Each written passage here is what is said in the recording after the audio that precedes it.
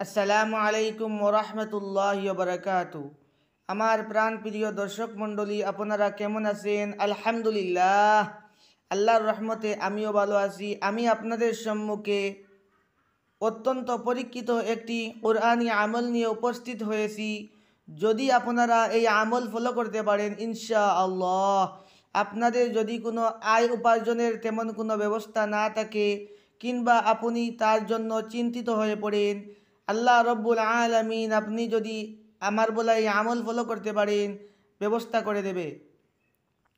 আমল হলো এই: আপনি এই আয়াতটি প্রথমে 11 বার দুরুদ পাঠ করার পর 3333 বার এক বৈঠকে এই আয়াতটি পাঠ করবে।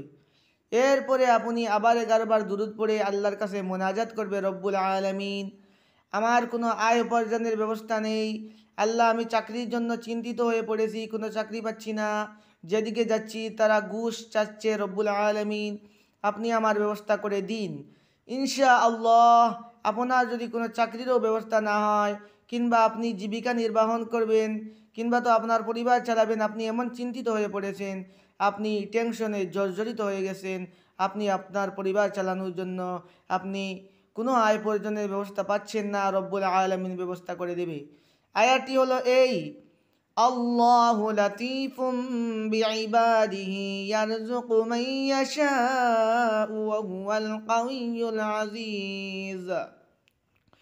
বিসমিল্লাহির রহমানির রহিম। আল্লাহু লাতীফুম বিইবাদিহি ইয়ারযুকু মান ইয়াশাউ ওয়া হুয়াল কাউইয়্যুল আযীজ। এই আয়াতটি অত্যন্ত পরীক্ষিত, আপনারা আমল করুন, এরপরে ফলাফল দেখুন। ভালো থাকবেন, সুস্থ থাকবেন। আসসালামু আলাইকুম ওয়া রাহমাতুল্লাহ।